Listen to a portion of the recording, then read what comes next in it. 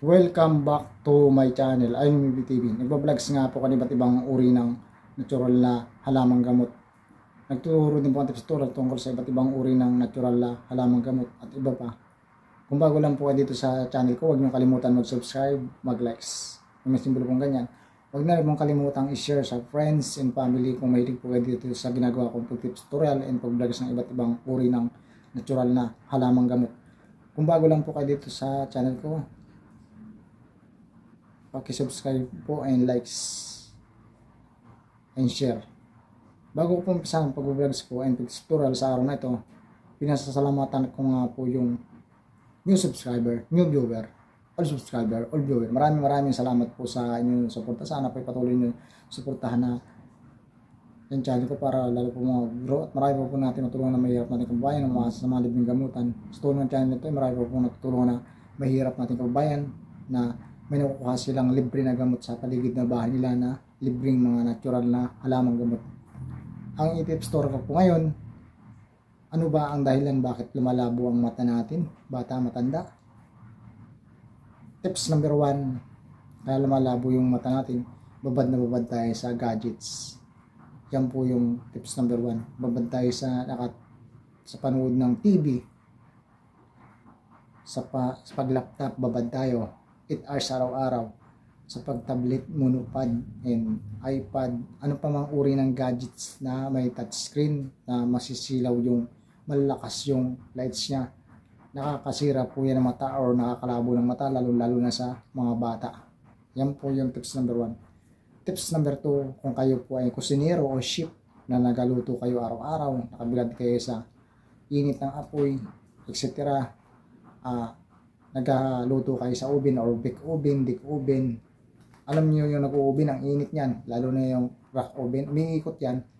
Pagbukas mo, nagluluto ka ng tinapay, tapos nasalubong mo yan, example, baka lumabo yung mata mo sa sobrang init pagbukas kasi ng rack oven, ang init niyan. Yan isa rin nakakalabo ng mata yung pag bake oven or pagluto ng mga ulam kagaya ng pipirito ka or ano pa mang niluluto mo.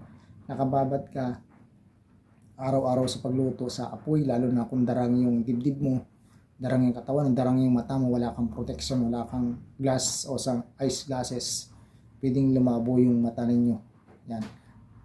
Yan po yung tips number 2. Tips number 3, kaya lumalabo ang mata ng tao na matagal siyang nakababad ang trabaho sa sikat ng araw, isa po yung nakakalabo ng mata. Kung babad na babad kasi, example, nangingisda ka, magsasaka, nag-driver. Siyempre kung paganyan yung tutok ng araw sa iyo, talagang silaw na silaw yung mata mo, malabo yung mata mo. Iwasan niyang ganyan kasi dapat may ice glasses kayo kung kayo nagba-drive, nangingisda kayo or nagsasaka. Yung kahit wala siyang grado, parang protection lang sa mata niyo para hindi agad lumabo yung mata niyo. Yan po yung tips number 3. Tips number 4, isa pa rin nakakalabo ng mata, yung palagi kang puyat. Alam nyo, kapag palaging puyat kayo, yung mata kasi dapat inaalagaan yan. Tapos maliligo pa kayo, puyat kayo. Siya, hindi tatagal, lalabo yung mata nyo. Bata ka pa, labo na yung mata mo.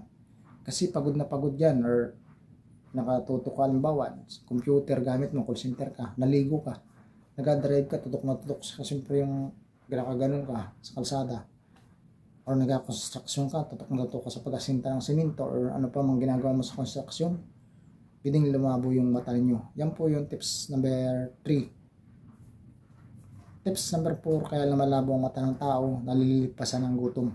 Naniniwala po ba kayo? Sample, subukan niyo hindi kumain kayo ng buong maghapon. Diba malabo yung mata mo? Comment, malabo yung mata mo?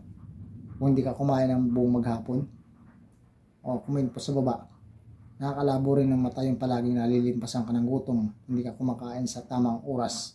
Yan po yung tips number 4. Tips number 5, sa nakakalabo rin ng mata, yung palagi kang natatamaan ng mga maliliit, halimbawa ng nagbabay ka or nagmamotor, tinatamaan ka ng mga alamay or alikabok, mga maliliit na kahoy, maliliit na simento. Hindi mo alam yung mata mo, meron na pala mga tama yan kasi sobrang liit ng bagay. O, diba? Yung mata po, para sabihin ko sa iyo, number 1 na dapat ninyo yung alagaan mata. unang-una ginagamit natin yan sa pagtrabaho. Ay kung hindi mo na makikita yung mahal mo sa buhay, siyempre makikita mo kung anong maganda ba siya, sexy, di ba? Panggamit natin niya sa mga mahal natin sa buhay, yung kapag yung mata natin yung na-diferensya, malaki yung kawalan sa atin. Yan po yung tips number 5. Tips number 6, kaya lumalabo yung mata natin, gawa sa mga ilaw na LED. Alam niyo mga LED, gamit ng mga sasakyan niya, LED. Napapansin niyo kapag gabi, may ilaw, napakasakit sa mata. Yan yung LED. Nilalagay ng mga motor or mga four wheels. Pero karamihan, naglalagay ng LED yung mga motor. Huwag po kayong titingin na sobrang tagal sa mga LED na ilaw. Pwedeng yung mata ninyo masira o lumabo yung mata ninyo. Yan po yung tips number 6, the last, tungkol sa panglalabo ng mata. Anong dahilan? Sana po ay nakatulong ako sa inyo at naka-apply po sa inyong pangangailangan yung bakit nalabo yung mata natin, ano ang mga dahilan, ano ang dapat mong gawin para maiwasan. Maraming salamat po sa inyong suporta. Sana po ay may natulong ako sa inyo sa mga mata ninyo na bakit agad nang lalabo yung mata natin, bata matanda. Thank you for watching. I will be TV. Bye bye.